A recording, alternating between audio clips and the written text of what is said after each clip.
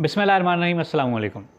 आज आपके साथ तीन जो ख़बरें हैं उस पे थोड़ी सी डिस्कस करनी है। पहली ख़बर है घर से भागकर कोर्ट मैरिज या लव मैरिज करने वालों के बारे में। ये निकाहनामा रजिस्टर ना करने का फ़ैसला करते हुए एक सर्कुलर जारी किया गया है। Local government and community development ने ज़िला कचहरी रावलपिंडी में कोर्ट मैरिज या लव मैरिज के निकाहनामे रजिस्टर्ड करने पर पाबंदी आयद कर दी है और ज़िला की तमाम 182 यूनियन काउंसिल्स के सेक्रेटरीज़ को सर्कुलर जारी कर दिया है। सर्कुलर के मुताबिक घरों से मुबैना तौर पर भागकर कचहरी में कोर्ट या लव मैरिज करने का निकाहनामा रजिस्टर नहीं होगा। सर्कुलर पर फौरी अमल दरामद का हुक्म दिया गया है।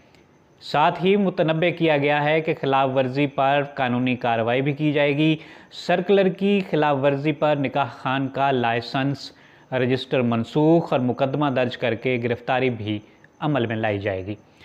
सर्कुलर के मुताबिक सेक्रेटरी यूनियन काउंसिल को खिलाफ वर्जी पर मुलाजमत से बरतरफ करके मुकदमा भी दर्ज किया जाएगा।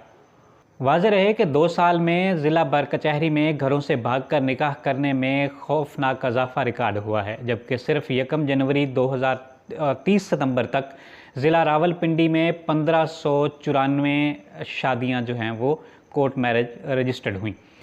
और दूसरी तरफ बात करते हैं स्वीडन की royal Swedish academy of sciences ने 2025 का नोबेल इनाम बराए कीमिया जापान के सस्मोसो कीटाकावा और ऑस्ट्रेलिया के रिचर्ड रोबinson और अमेरिका के उमर यागी को मुश्तरका तौर पर देने का ऐलान किया है। ये इनाम उन्हें मेटल ऑर्गेनिक फ्रेमवर्क्स की इजाद पर दिया गया है, जो एक ऐसा नया साइंसी कारनामा है जिसने कीमिया की दुनिया में इनकलाबी तब्दीली पैदा की है।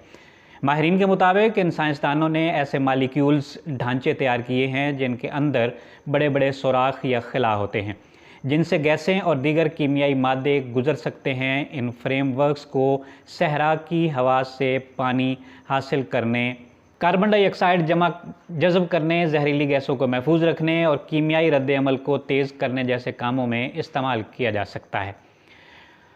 तीसरी खबर यह है कि आयतुल्लाह ख़मीनी 1950 के अशरे में आयतुल्लाह बने और 1960 में मर्जा के मर्तबे पर फायज हुए।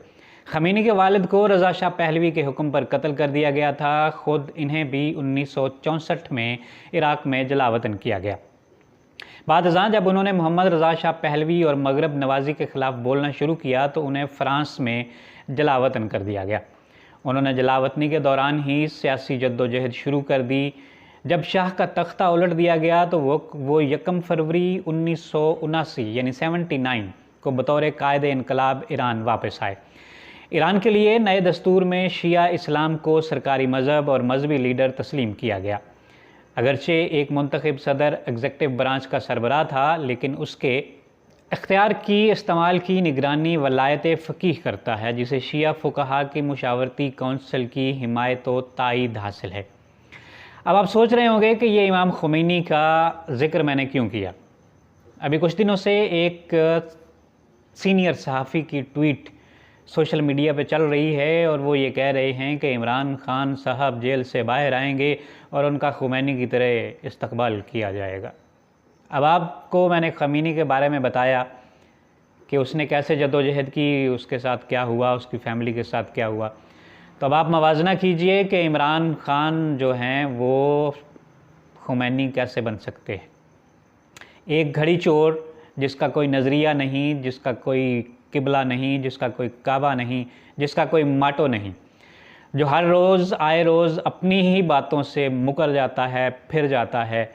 कभी बहरूपिये के रूप में रियासत मदीना बनाता है तो कभी किसी और रियासत की तरफ अपना अख्तियार मोड़ देता है। जो अपनी बात पे खड़ा नहीं हो सकता, जो अपने किए वादों की पासदारी नहीं कर सकता, उसका एक रहबर इनकलाब के साथ मवाजना करना उस रहबर इनकलाब की तौहीन है। आज के लिए इतना ही, इजाज़त दीजिए। अल्लाह निगहबान।